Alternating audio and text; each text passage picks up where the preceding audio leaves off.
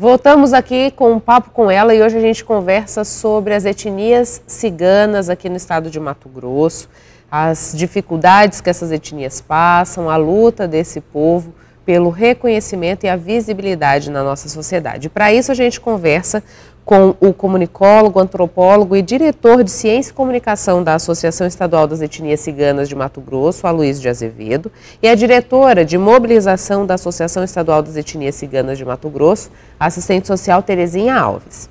Terezinha, a gente falava um pouquinho sobre essa dificuldade em adequar os serviços públicos para os costumes ciganos, né? Como que fica essa comunicação entre o povo cigano e as instituições públicas? Existe uma dificuldade de diálogo ou já houve uma percepção de que precisa ter um jeito para falar com a comunidade está mais aberta para esse diálogo? Eu não percebo esse avanço, não. Ainda continua com bastante entrave, até porque nós temos um grupo grande de pessoas que são analfabetas.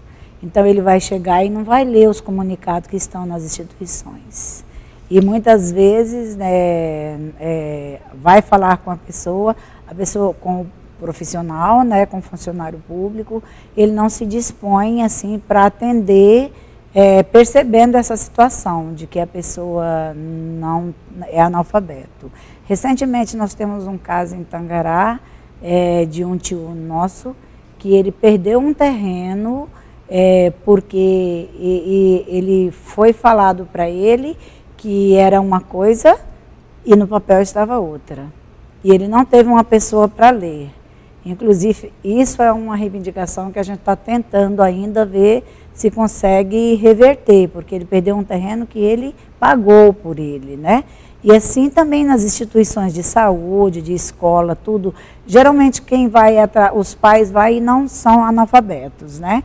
E aí já começa a falta com o diálogo. Se consegue, se tem avanço de conseguir colocar o filho, de fazer o tratamento, mas existe desgaste, existe assim, as pessoas passam muito nervoso, voltam muito chateado para casa, os ciganos voltam muito triste, fala que não vai mais, deixa de procurar as instituições, por conta desses desgastes que acontecem com essa falta de diálogo.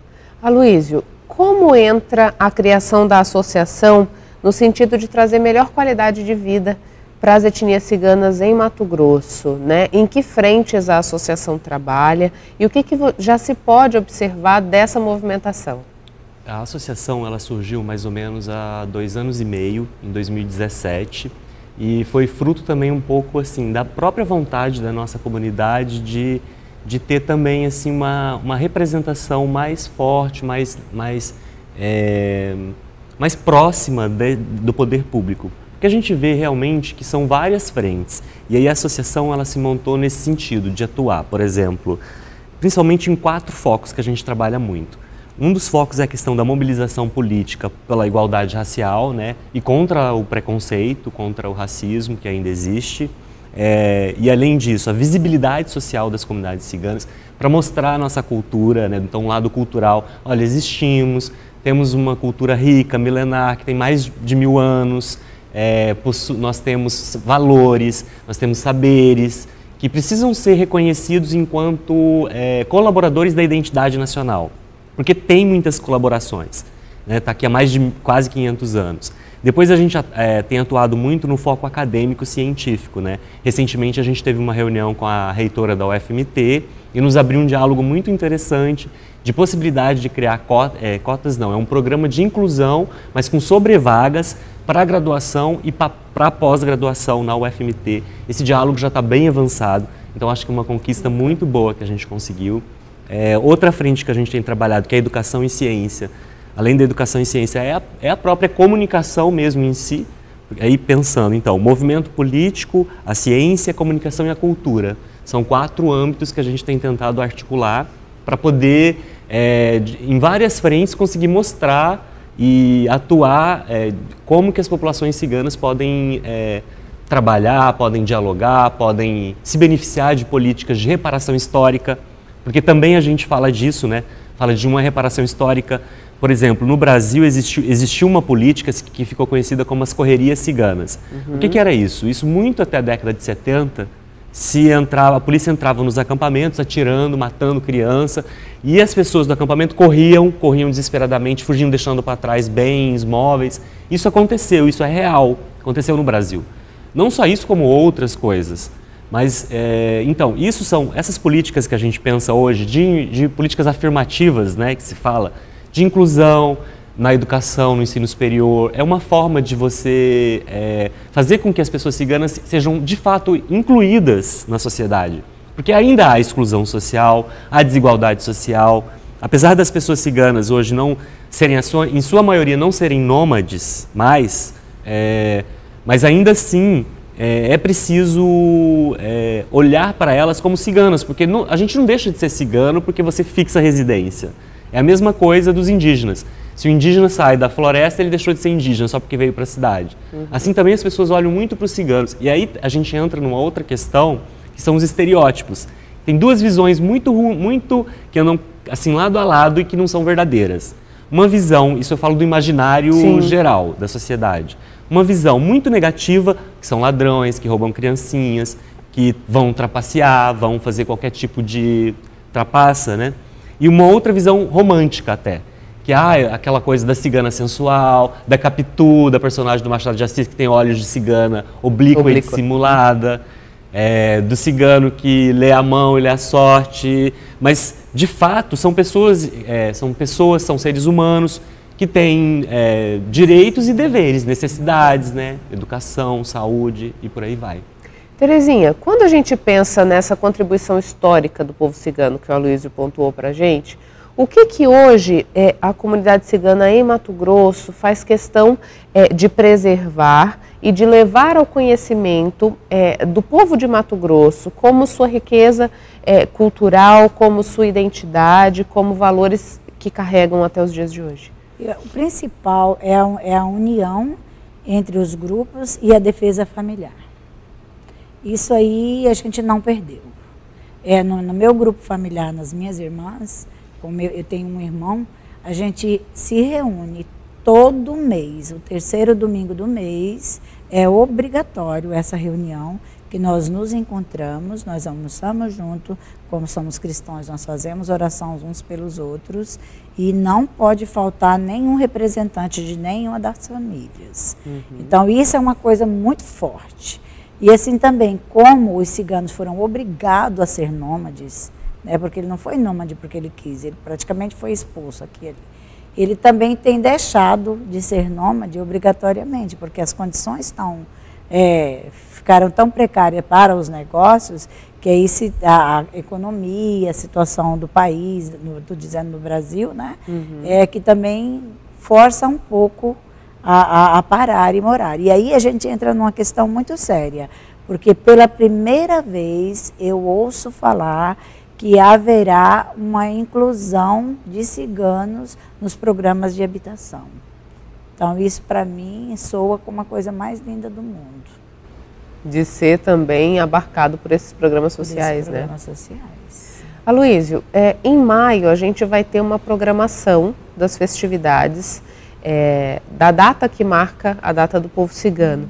Né? Antes da gente começar a nossa entrevista, a Terezinha falava que vai ser a primeira vez que isso vai ser aberto ao público. Eu queria que você pudesse falar um pouquinho dessas atividades e o que se espera abrindo para toda a comunidade essa participação. Então, a gente está vendo uma série de parcerias para ver se a gente consegue colocar esse movimento, esses eventos em pé, né? A gente já buscou o apoio da UFMT, do Ministério Público Federal, da Secretaria de Trabalho, Ação Social e Cidadania do Estado. A gente vai ter uma reunião com a Secretaria de Cultura do Estado também. Mas a gente está propondo assim, são 3 pernas também. Um seminário científico e acadêmico na UFMT para discutir mais cientificamente, né, com pesquisadores. Uma audiência pública na Assembleia Legislativa para falar sobre políticas públicas, leis e outras demandas e necessidades. E também um festival de cultura cigana.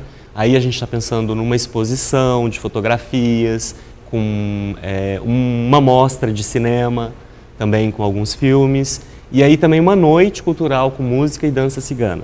São esses eventos que a gente espera poder trazer para a sociedade, e a gente pensa também que a cultura é uma ótima forma de divulgar, né, os eventos culturais e artísticos e também de quebrar os preconceitos.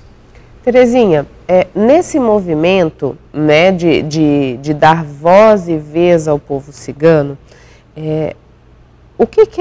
de que forma que você enxerga a receptividade das ações da associação, né, no que diz respeito à população de Mato Grosso, falando do nosso estado? Até agora, todas as todas as instituições que nós procuramos e pessoas foram muito receptivas, até nos alegrou muito isso, né, que nós tivemos uma boa receptividade com a universidade, com a Secretaria do Estado e também com o Ministério Público da Sexta Vara, que até a função deles é voltada, né, para as etnias, né, que se propuseram a estar junto conosco e bem colocado assim, estaremos juntos, não vamos, né, fazendo frente. E eu vejo isso como uma coisa muito boa, como um avanço. Agora eu vejo sim como um avanço. E é porque a gente tem, assim como todas as etnias, temos os aproveitadores no meio disso, né? Tem pessoas que se passam por ciganos e não são poucos, e tira proveito disso, né? E aí acaba manchando o cigano legítimo, que procura, até o vô do Aloysio, uma das coisas que ele mais preocupava em ensinar para os filhos e netos era, ele usa a expressão imagem, cuida da sua imagem. Nós falamos, cuida do seu nome, né? Ele diria, cuida da sua imagem. Nós já somos julgados e condenados. Então, nós precisamos provar mais de uma vez que nós temos caráter, que nós somos honestos. E isso ele passava para os filhos e para os netos, dizendo, cuida muito da tua imagem. Porque nós necessitamos mostrar quem somos.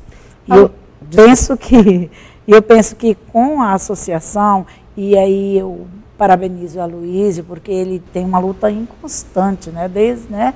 Constante essa luta dele, desde que ele iniciou a faculdade, para estar resgatando essa questão dos ciganos e para que a gente consiga ser visível de uma forma linda, que eu penso que é o que somos.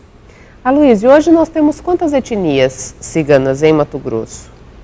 Nós temos, pelo que informação que a gente tem, duas etnias, os Rom e os Calon. Mas também é muito difícil de afirmar com certeza, porque o IBGE não faz a contagem dos ciganos. Então, essa até é uma grande pauta que a gente coloca, que o censo faça essa contagem. Mas em 2020 o IBGE já disse que não vai fazer. Pode ser que em 2030, quem sabe, né? Mas então é sempre uma surpresa quando você vai falar de números, tanto no Brasil quanto em Mato Grosso, porque a gente não tem esse mapeamento. E quando, que nem a Terezinha disse pra gente, desde que o Aloysio entrou na graduação, ele vem lutando para mostrar de uma forma bonita o que é ser cigano, né? Para você, Aloysio, o que é ser cigano e qual é o balanço que você faz de todas as ações afirmativas que você se propôs a fazer em prol do povo cigano? Então, eu acho que ser cigano, a primeira coisa que se fala é que não é uma escolha. Você nasce cigano, é sangue. Então você tem que, ou nasce cigano, ou casa com um cigano, com a cigana. Você tem que ter alguma coisa, uma cultura, um povo, uma etnia. Então acho que essa é a primeira coisa, porque muita gente acha que cigano é hippie, cigano é, sei lá, qualquer coisa menos um povo. Então a primeira coisa que eu diria é isso, nós somos um povo, ou melhor, vários povos, não só um povo. São várias etnias, como a gente disse, né? São 3 no total, assim, grandes troncos, os Sinti, os Rom e os Calon, e cada tronco desse tem subtroncos, então são várias etnias. Bom, eu acho que o balanço que eu faço, assim, de todas as coisas que eu estudei, observei, eu acho que a educação continua sendo uma coisa fundamental.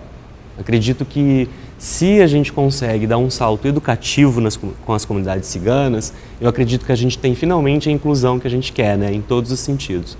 Porque eu também acho que a minha história pessoal e todo mundo que a gente vê que consegue esse acesso ao ensino superior, que consegue fazer uma graduação, a pessoa tem uma outra posição social, é diferente, um outro respeito, né? Eu acho que talvez seja isso. Mas isso também acho que é um problema de toda a população brasileira, né? É um problema geral, né? Geral. Que se busca. Terezinha, qual é o panorama que você visualiza agora com a luta da associação, com toda essa movimentação para as crianças ciganas? Eu já vejo esse panorama como um desafio, porque pelo fato da comunidade cigana ter inserido no meio das outras populações e se ocultado, muitos dos nossos pequenos não tem mais a tradição, não aprendeu a falar a língua, né, a Xibe. Então, para nós da associação é um desafio essa retomada para que haja, inclusive até a gente colocou lá na universidade, que um dos critérios, né, para ter acesso à bolsa da pós-graduação é conversar alguma coisa na linguagem dos ciganos, né? Para que é uma busca da gente de preservar essa linguagem. E com um desafio maior, porque nós não pretendemos ensinar outras pessoas, porque ela é uma comunicação exclusiva, né? Própria do nosso povo, né? Então eu vejo isso aí como um grande desafio, porque quanto às músicas, as danças, os casamentos festivos, isso já está incluso neles. Eles gostam, amam, querem, né? Mas a questão de preservar a linguagem, né? E de estar mais participativo com o grupo cigano, isso aí Esse é o desafio daqui para frente. Gente, muito obrigada por terem vindo aqui no Papo com Ela. Que vocês tenham sucesso nessa luta por inclusão, né, por desenvolvimento e por preservação da cultura cigana. Nós aqui agradecemos o convite à TV Brasil Oeste, a você, Michele, por nos receber com essa abertura, né? A mídia, às vezes, também tem um pouquinho de responsabilidade para quebrar esses preconceitos, estereótipos, e eu acho que programas como o de vocês ajudam muito a fazer isso. Obrigada. Ok. Também agradeço e espero que a gente tenha bastante oportunidade de divulgar a nossa associação e a nossa cultura. Contem com o Papo com Ela. Obrigada. Obrigado.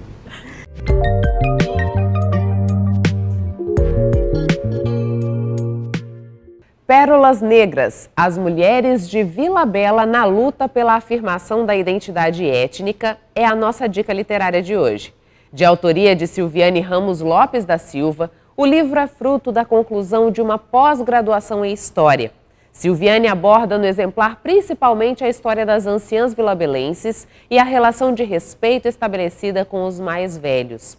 Também enfoca em sua obra a importância da tradição oral, presente ainda nos dias de hoje em Vila Bela da Santíssima Trindade. São memórias e histórias de vida que passam pelas festas de santo, benzeções e curas, pela religiosidade e a afirmação da identidade étnica dos vilabelenses. Intervalo comercial, a gente volta daqui a pouquinho.